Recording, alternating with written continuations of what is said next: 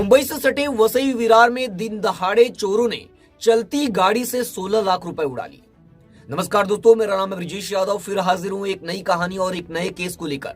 आज की कहानी काफी हैरान कर देने वाली है। आपको बता दें, वसई विरार की आबादी तेजी से बढ़ती जा रही है। यहाँ पर इंडस्ट्री की बात करें या रेसिडेंशियल बिल्डिंग की बात करें, नाला सुपारा वसई विरार लगातार तेजी से डेवलप हो रहा है और जैसे इसकी आबादी बढ़ रही है उस हिसाब से क्राइम भी यहाँ पर बढ़ रहा है। पुलिस लगातार इसे रोकने की कोशिश कर रही है, लेकिन एक के बाद एक बड़े क्राइम यहाँ पर हो रहे हैं। आपको बता दें, वसई विरार में 14 फरवरी को एक हैरान कर देने वाली घटना घटी। आइए इस पूरी घटना और इस पूरी लूट की घटना को सिलसिलेवार तरीके से आपको बताता हूँ।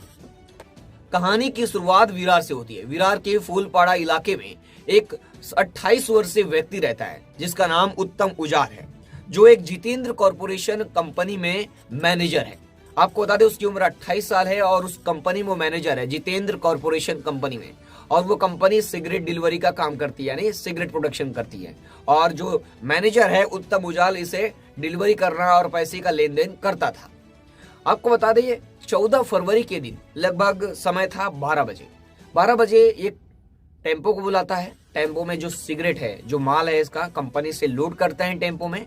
टेम्पो में लोड करने के बाद ड्राइवर के साथ, जो मैनेजर है कंपनी का उत्तम उजाल, वो ड्राइवर के साथ डिलीवरी के लिए निकल जाता है।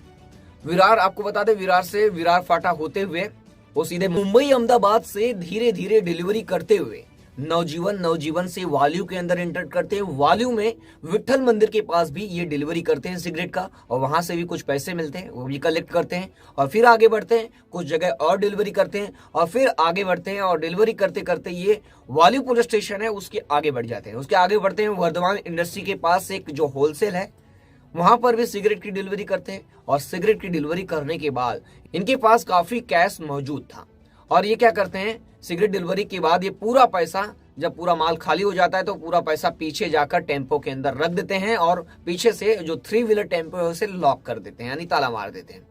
फिर क्या करते हैं, ये टेम्पो निकालते हैं और वसई स्टेशन की तरफ बढ़ते हैं, यानी रेंज नाका से वसई स्टेशन की तरफ अब टेम्पो चालू करके बढ़ते हैं। और जैसे ही ये रेंज नाका क्रॉस करते हैं, तब से पीछे से एक रिक्शे वाला इन्हें रोकने की कोशिश करता है, यानी इस टेम्पो, जो 3 व्हीलर टेम्पो है जिसे सिगरेट डिलीवरी कर रहे थे, इन्हें रोकने की कोशिश करता है और कुछ बताने की कोशिश करता है। लेकिन ये लोग अपनी स्पीड में थे और आगे बढ़ रहे थे, लेकिन रिक्शे वाला किसी तरह इनको रोकता है और बताता है कि पीछे, आपके टेम्पो के पीछे कोई लटका हुआ था और एक बैग निकाल कर भाग गया है वहां से।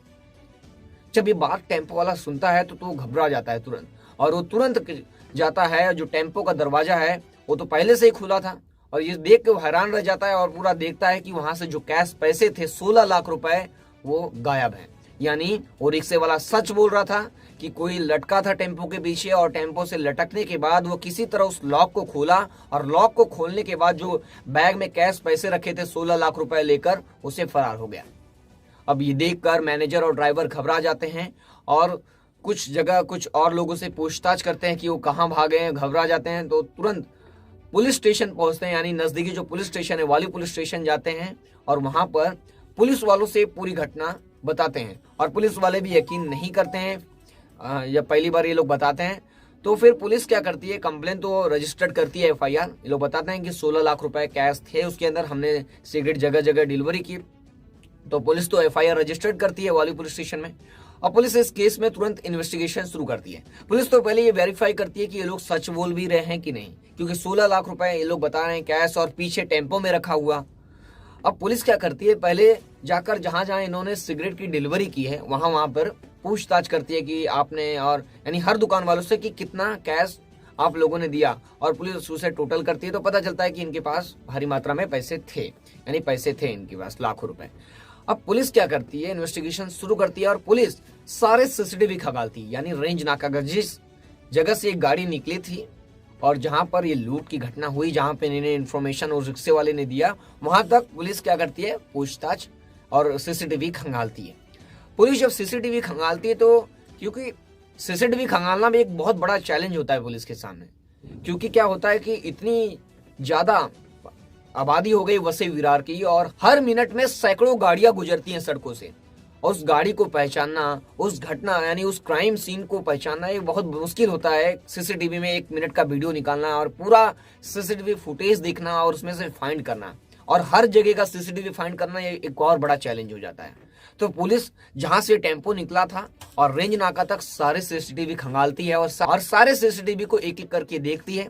तो एक सीसीटीवी के अंदर जाकर एक आरोपी दिखता है जो टेम्पो के पीछे लटका हुआ है।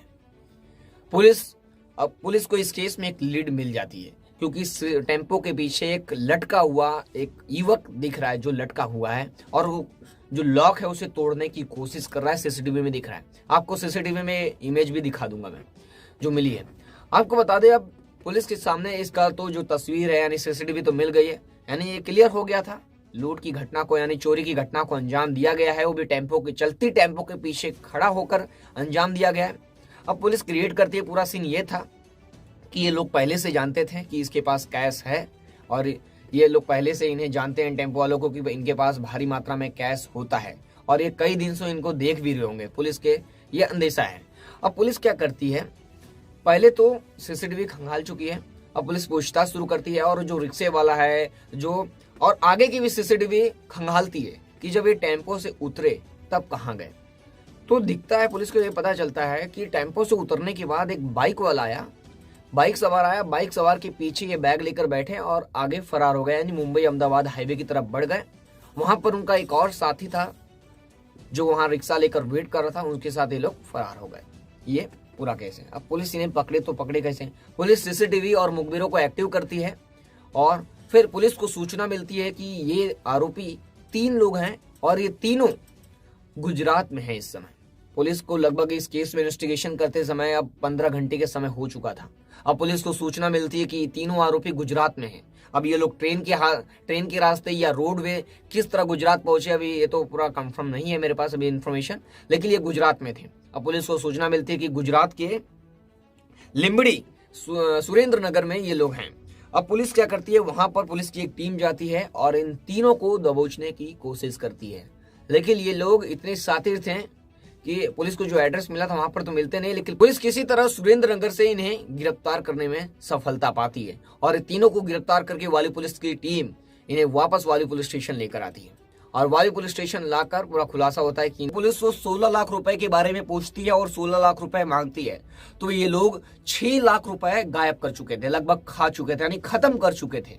आपको बता दें, पुलिस ने इनके पास से सिर्फ 9,05,000 रुपए ही बरामद कर सकी, उसके ऊपर का सारा पैसा ये लोगों ने खर्च कर दिया है। इन लोगों ने चोरी की घटना को किस तरह अंजाम दिया था, आपको बता दें, इन लोगों को पहले से पता था कि इस टेम्पो और ये ड्राइवर के पास भारी मात्रा में कैश होता है, और ये लोगों ने रेकी किया था बकायदा, और रेकी करने के बाद ये तीनों उस टेम्पो के पीछे लगे रहे, और जैसे ही ब्रेकर पे गाड़ी स्लो होती है ये लोग टेम्पो पर लटक गया एक साथी, और एक साथी इसको बैकअप देने के लिए पीछे से बाइक से चलता रहा, और जैसे ही और एक साथी लटकने के बाद क्या करता है, लॉक तोड़ देता है। लॉक तोड़ने के बाद वहां से बैग लेता है, और जैसे ही रेंज नाका पर जो सिग्नल है, रेंज नाका प्लेटिनम हॉस्पिटल के सामने, वहां पर गाड़ियां क्या होती है, स्लो हो जाती है, क्योंकि सिग्नल के हिसाब से गाड़ियां चलती है। तो वहां पर ट्रैफिक लगा हुआ तो गाड़ी रुकती है, और वहीं पे ये उतरता है, और अपना दूसरा साथी आता है जो बैकअप इसे दे रहा था, उसके गाड़ी पर सवार होते हैं, और ये लोग आगे फरार हो जाते हैं। अब आपको बता दें, एक का नाम है दिलीप भोजिया, दूसरे का नाम भरत भूटिया, और तीसरे का नाम नितेश भूटिया। ये तीनों आरोपी हैं। अब इन तीनों आरोपियों ने, आपको बता दें, एक तो बेरोजगार है, जो भरत भूटिया है वो कोई काम धंधा नहीं करता, ये बेरोजगार है, और दिलीप भोजिया गुजरात में साड़ी बेचने का काम करता है, और जो नितेश भूटिया है वो मसाला बेचने का काम करता है। आपको बता दें, पुलिस की टीम ने, जो वाली पुलिस स्टेशन की टीम है, जो डिटेक्शन टीम, 36 घंटे के अंदर इन आरोपियों को गिरफ्तार कर ली। ये पुलिस के लिए एक बहुत बड़ी सफलता है। मुझे आशा है कि ये कहानी और ये केस आप लोगों को पसंद आया होगा। फिर मिलूंगा एक नई कहानी और एक नए केस के साथ, तब तक के लिए सावधान रहें, सतर्क रहें। जय हिंद।